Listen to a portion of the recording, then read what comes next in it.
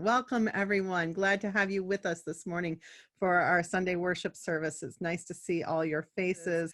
So many of you I saw last night as well, as we had a special vigil for Ruth Bader Ginsburg, and it's good to see you again this morning. We're going to begin our worship service with a prelude, and this is our very own Sang Hee Kim playing for us.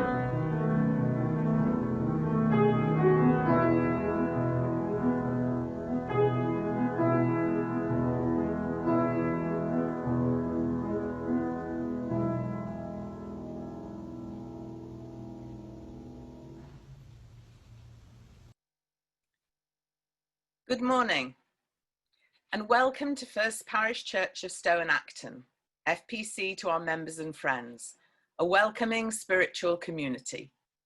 My name is Anne Sadler and I serve on the nominating committee. Our minister is the Reverend Cindy Landrum. If this is your first time with us, we welcome you. We invite you to check out our webpage, fpc-stow-acton.org, for news and information. You can also sign up there for our newsletter and email alerts called FPC Announce, and for our email forum, the FPC Forum. Our Welcoming and Membership Development Coordinator is Jolene Trotter, and we invite new visitors to chat with her through the chat box, and she may reach out to you there too. She can help connect you to information about our many activities. Our FPC building is currently closed due to the pandemic. If you need to enter the building for any reason, please check with Reverend Cindy or our board president, Katie Weeks. For those of you who are Zooming in with us, we've taken precautions to avoid disruption, so some features are turned off. If you'd like your joy or sorrow to be read today, you can send it via the chat box to the helper today, Marsha Rising, before that time in the service. Following the service today, for those joining us by video or phone, You're invited to join us for a virtual coffee hour, where we will arbitrarily put you into a small group with 4 to 6 other people who you can chat with. Our virtual coffee hour discussion groups will last about 15 minutes. For those who are new to FPC today, there's a wonderful opportunity to meet with our minister, the Reverend Cindy Landrum, and our welcoming and membership coordinator, Jolene Trotter, for a brief Q&A. Just ignore the breakout room invitation and stay in the main Zoom room. The people in our parking lot are invited to get out and chat with each other at the end of the service, but we ask that you maintain a social distance of at least 6 feet, wear your masks, and that you don't gather in groups larger than 10 on any side of the building. Children are very welcome in our service today. Religious education classes this year are at various times depending on the age group. Please contact our Religious Education Director, Michelle Cote, for more information, and I know that Michelle sent out links to those classes this morning. More information is also in the announcements document posted each week under the Sunday service information. That's a lot of stuff to take in, but now I've got the major announcements for this week. Firstly, a reminder that today at noon, there's a socially distanced community lunch event at the Bullspit Brewing Company in Lancaster. On Tuesday, there will be a coffee and chat session again from 10 to 11 in the Stowe Town Park, adjoining First Parish. Also on Tuesday, the 22nd, there will be a Vesper service on Zoom at 7 o'clock in celebration of the fall equinox. Please, please sign up to help with apple pies this week. And don't forget that if there's some left, you can run out and purchase one after the service. Other goodies are available too. And finally, on Friday this week, September the 25th, there will be a virtual bingo night from 7 to 8 o'clock. This event is for all ages, everybody's welcome. You can use cards that you already have, print some off, or if that's a problem, let Michelle know and she will get some to you. There are more announcements in a separate document that's posted weekly on our website under the Sunday service information, and you'll also find a printed order of service there. And now, let us come together in the spirit of worship.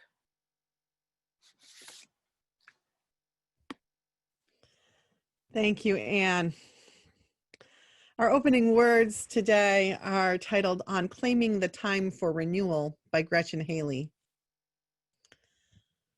Though you have been warned and given plenty of explanations, reasons to do otherwise, you have persisted to claim a life of joy and justice and to carve out this time for renewal of your own heart, despite the din demanding your attention, luring you towards fear and cynicism.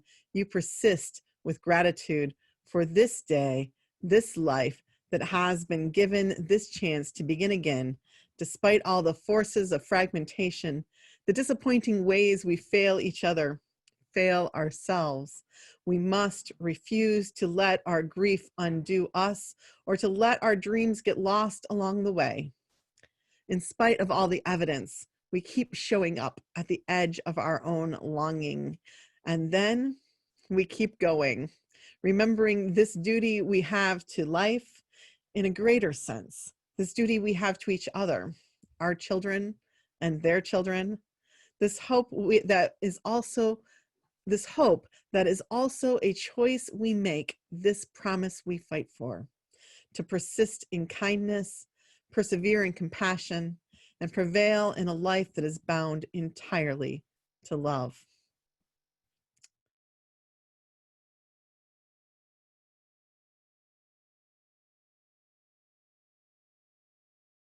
Our opening hymn is number 12. The words are in the order of service printed on our webpage, and I think we'll also be pasting them momentarily into the chat box for you.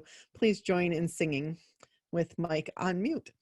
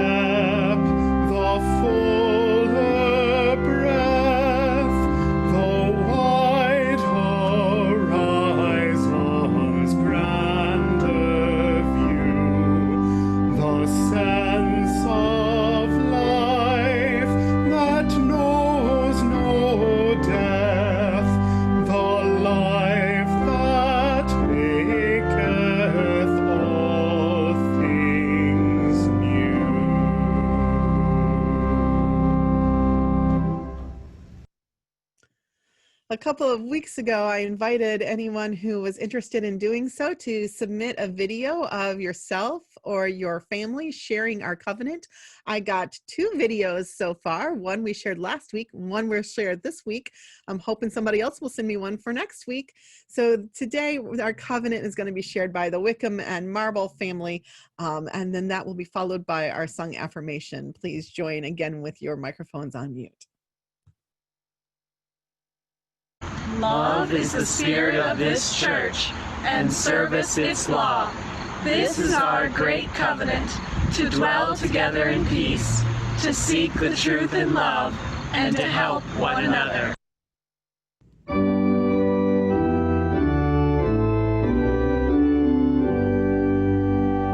From all that dwell below the skies, let words of love and peace arise. Let joyful songs of praise be sung through every land, by every tongue. This service has really been a wonderful thing. So many people have reached out in different ways to contribute, to add to the service, to just share their thoughts. And I've really appreciated that this week, that worship is a collaborative process in particular. So whenever you have an idea like that, we encourage you to reach out and let us know. Hi, everyone. So good to see you here this morning. This week, I wanted to talk about the Jewish concept of tikkun olam, which means repair of the world. The concept of tikkun olam is that people have responsibility, religious responsibility, for all of society and the planet. It's a concept within Judaism that isn't particularly connected to this time of year, this period of Rosh Hashanah and the days of awe and Yom Kippur, which together make up the high holy days. But one can engage with this concept of repairing the world, which comes from rabbinic literature, from the Mishnah, at any time of year. But this time of year, when the Jewish people are beginning the new year, it does have particular meaning, because at the start of a year, we commit to the work ahead. Just like in our secular American tradition, we have the tradition of making New Year's promises. People of all sorts of cultures, in that turning point in a year, in this great turning, we learn to lead with love. And so at the start of this new year, we're committing to this work, to this repair of the world. We commit to doing this work now more than ever before. We might connect this concept of tikkun olam in Judaism to the concept of the social gospel in Christianity, which says that to truly practice Christianity, you need to not just be believing, not just doing personal good, but also engaging in that repair of the world. And so I want to be clear, though, that what I'm talking about today is not to claim that I'm an expert on this Jewish concept. And what I'm talking about here is not an in-depth understanding of something that I do not have the in-depth understanding of, but rather how I find that this concept, this metaphor, within my own imperfect understanding of it, is useful to relate to my own spiritual beliefs, which come out of the social gospel and my own particular theology.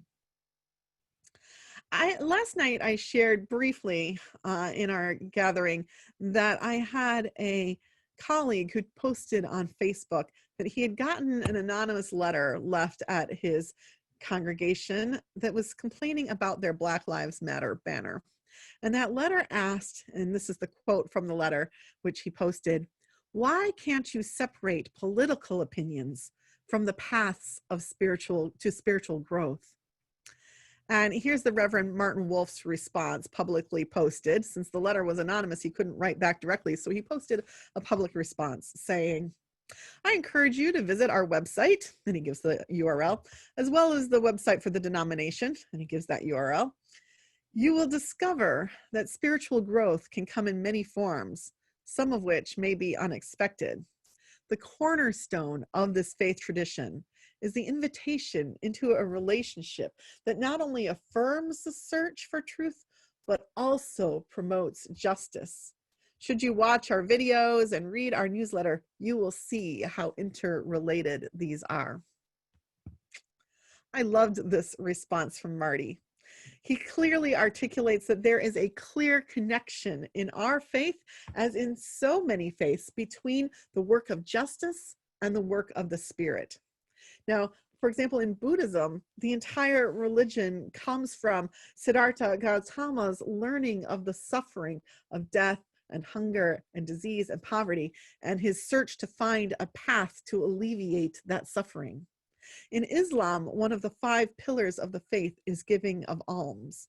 The work of justice is inextricably linked to the work of the Spirit, as I understand it. And for me, the phrase tikkun olam captures this eloquently.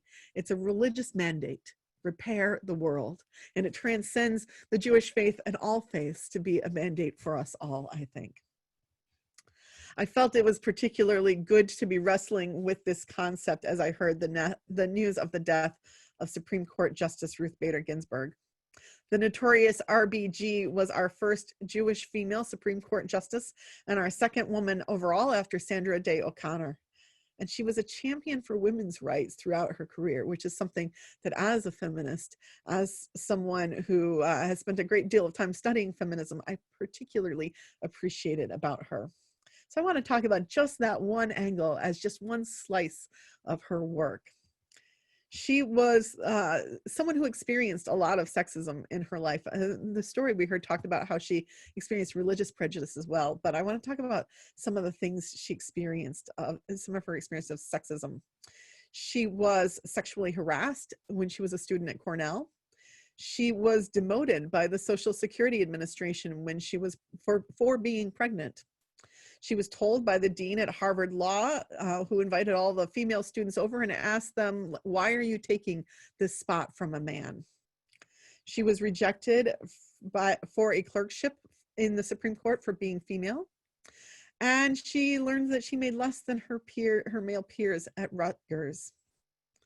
After all that, she became the woman who would fight fiercely for the rights of women as a lawyer and then as a judge.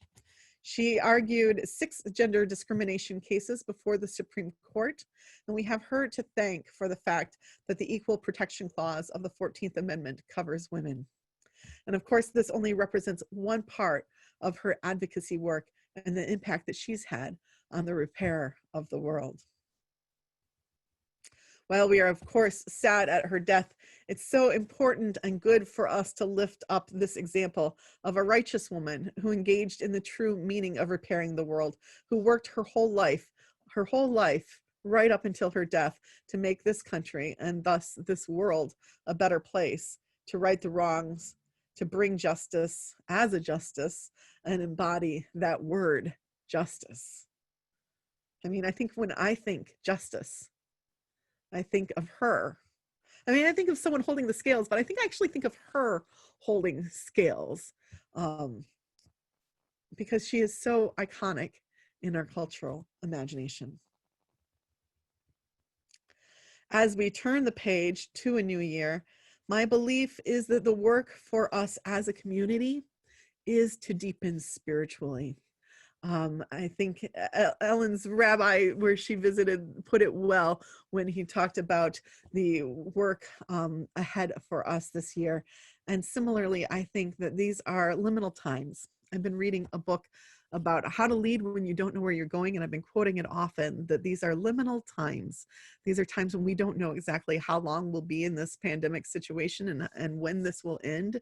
And so what we do know is how to come together as a community, to focus in on our history and who we are as a people. And that's some of what we'll be doing next week, when I'm going to turn to Universalist history and talk about our own Universalist heritage. And we know that we are united in the spirit and in the quest for justice.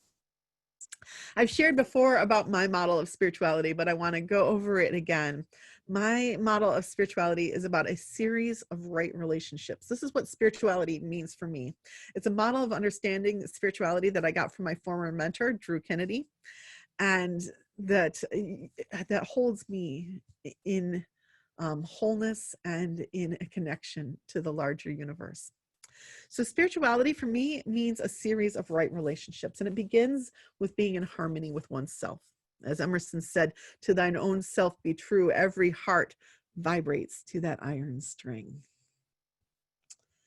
And then the next circle of right relationship is with your family, and then with your community and with society.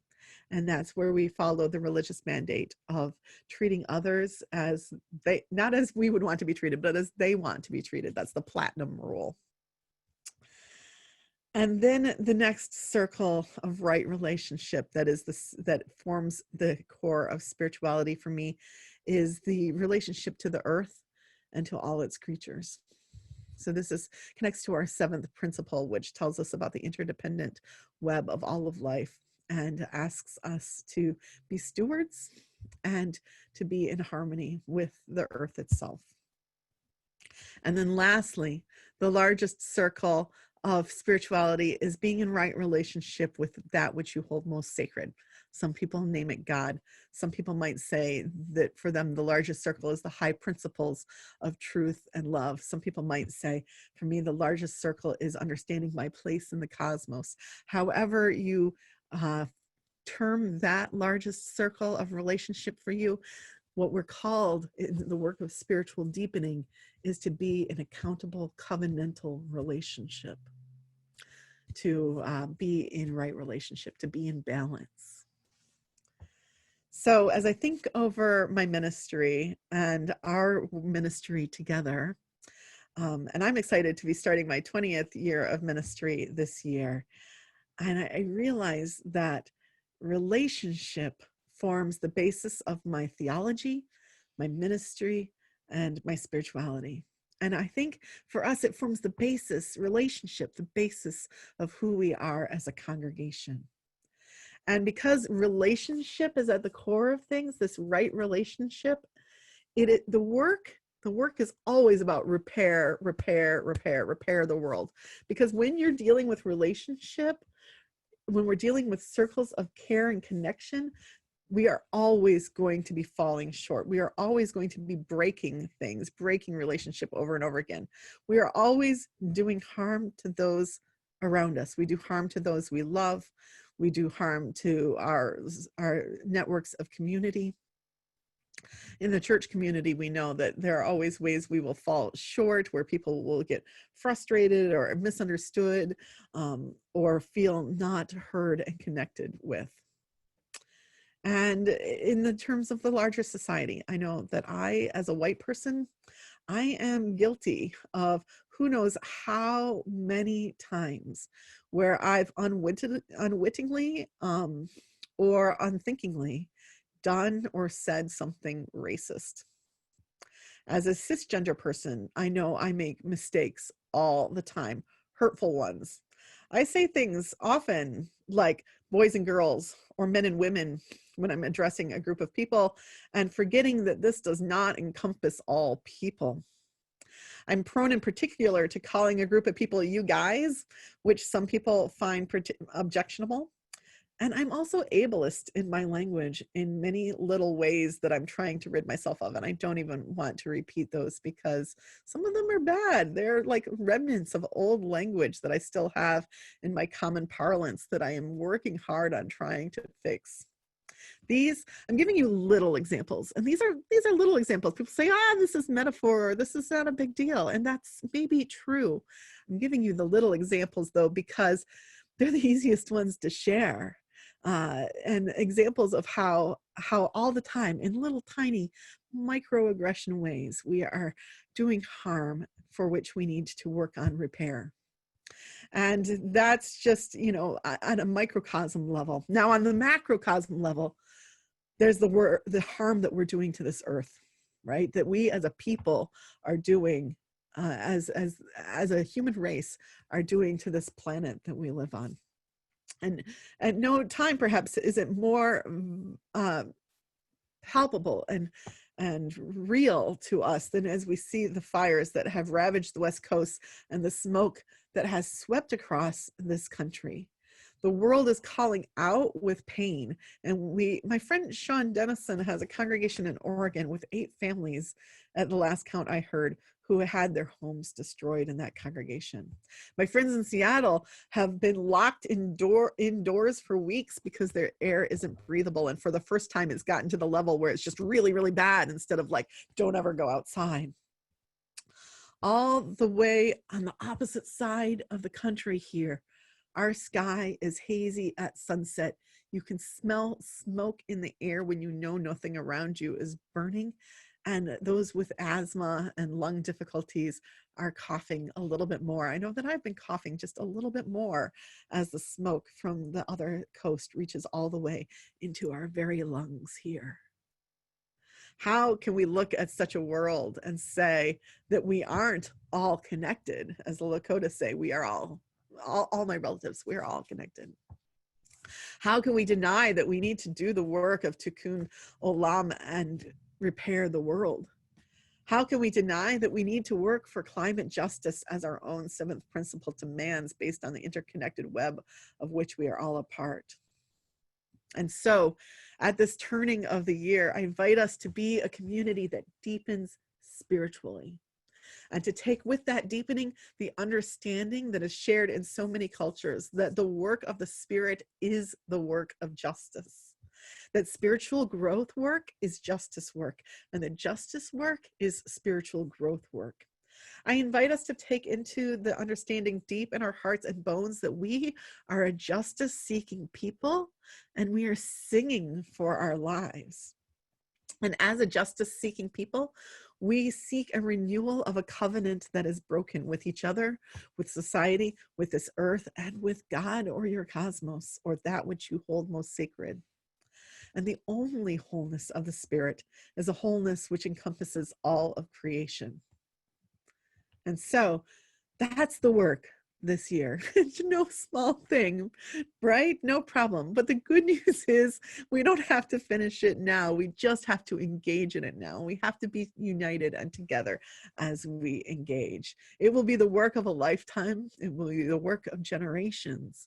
But together we will repair the world. We will do this work, this soul work, this Spirit-filled work. Repair the world. May it be so. Amen.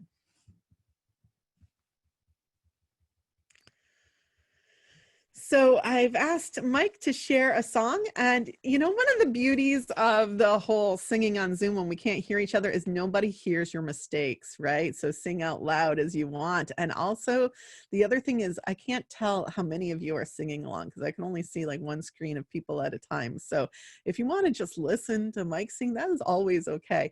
But this is Hashivenu, and the translation is turn us back, O Lord, to you.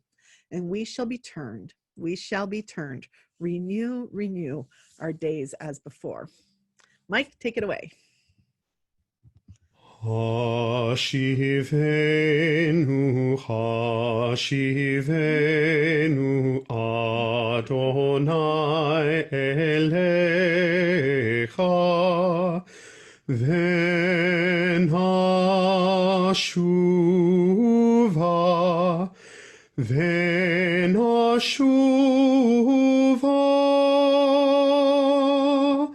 Chodesh,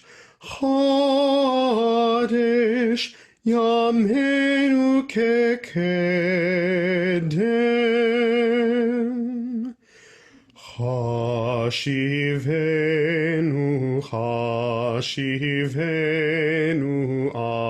Adonai elecha, Hashivenu, Adonai elecha,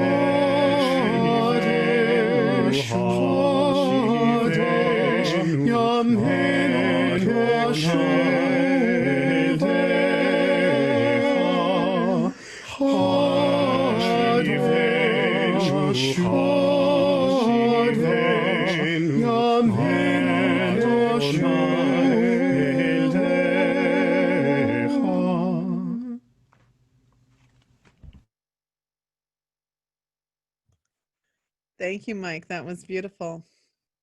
Our words for benediction are from my colleague Amy Zucker Morgenstern, and it's titled The Rosh Hashanah Benediction. The book of life is open before us. It tells stories of sadness and happiness, despair and hope, stagnation and change, and a peaceful stillness that transcends both. May you be written in the book of life. May you write your own name there in shining ink stirred together with the tears of the past and the sweet flower essence of the hoped for future. May you know who you have been and who you are, and bless your future self with loving, brave intention. Lashana Tova, to a good year, to a good new year.